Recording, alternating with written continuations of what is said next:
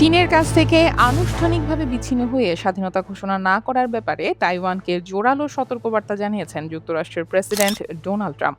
চীন সফর এবং দেশটির প্রেসিডেন্ট শি জিনপিং এর সঙ্গে ২ দফা বৈঠক শেষে এই প্রসঙ্গে ফক্স নিউজকে ট্রাম্প বলেন, আমি চাই না কেউ স্বাধীনতার পথে যাক। চীনের প্রেসিডেন্ট তাইওয়ানে যুদ্ধ কিংবা স্বাধীনতার পক্ষে আন্দোলন কোনোটাই দেখতে চান না বলে জানিয়েছেন তিনি। মার্কিন প্রেসিডেন্ট বলেন, যুদ্ধ করতে হলে আমাদের প্রায় ৯,৫০০ মাইল দূরে যেতে হবে। আমি সেটা চাই না। আমি চাই পরিস্থিতি শান্ত হোক, চীনও শান্ত হোক। এই সফরে তিনি ও শি তাইওয়ান নিয়ে অনেক কথা বলেছেন বলে জানান। তাইওয়ান নিয়ে শি খুবই শক্ত অবস্থানে আছেন বলেও জানান তিনি।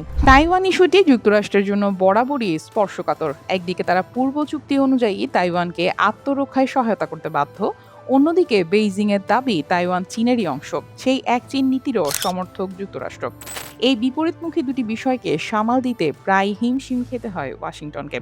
এর আগে ট্রাম্প বলেছিলেন, স্বশাসিত দ্বীপ তাইওয়ান ইস্যুতে কোনো পক্ষকেই তিনি কোনো প্রতিশ্রুতি দেননি। তবে তাইওয়ানের ক্ষমতাসীন অংশ দিন দিন স্বাধীনতার পথে হাঁটার চেষ্টা চালাচ্ছে। অপরদিকে চীন বলছে, প্রয়োজনে শক্তি প্রয়োগ করে হলেও এটি দখল নেওয়া হবে।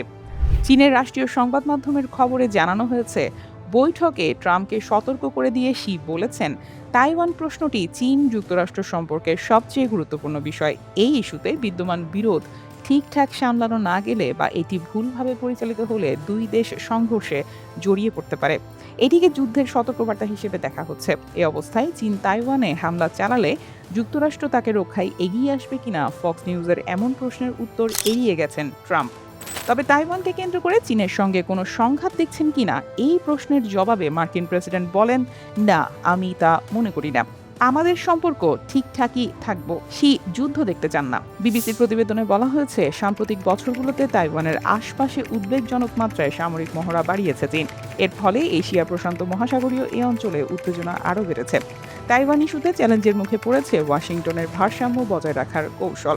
এরই মাঝে গত বছর ট্রাম্প প্রশাসন তাইওয়ানের জন্য প্রায় $11 বিলিয়ন অস্ত্র বিক্রির একটি প্যাকেজ ঘোষণা করে, যার মধ্যে উন্নত রকেট লঞ্চার সহ বিভিন্ন ক্ষেপণাস্ত্র রয়েছে। চীন ওই সিদ্ধান্তের তীব্র সমালোচনা জানায়। এখন সেই অস্ত্র বিক্রি চূড়ান্ত হবে কিনা এমন প্রশ্নের জবাবে ট্রাম্প বলেন, আমি করতে পারি, আবার নাও করতে পারি। এই বিষয়টি নিয়েও চীনের প্রেসিডেন্টের সঙ্গে বিশদ আলোচনা হয়েছে বলে জানান ট্রাম্প। পাশাপাশি তিনি আবারও বলেন, যুক্তরাষ্ট্র কোনোভাবেই তাইওয়ানকে স্বাধীনতা ঘোষণায় উৎসাহ দিতে চায় না।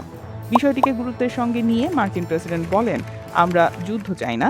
যদি বর্তমান পরিস্থিতি যেমন আছে তেমনই থাকে, তাহলে আমার মনে হয় চীন সন্তুষ্টই থাকবে। আমরা এমন কাউকে উৎসাহিত করতে চাই না যারা বলবে চলুন স্বাধীন হয়ে যায়, কারণ যুক্তরাষ্ট্র আমাদের সমর্থন দিচ্ছে।